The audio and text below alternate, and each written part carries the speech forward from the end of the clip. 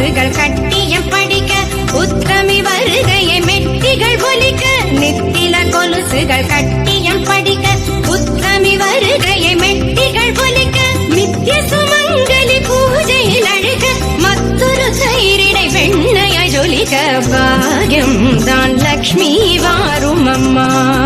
என்னையே சௌபாகியம் தான் லக்ஷ்மி வாரும் அம்மா.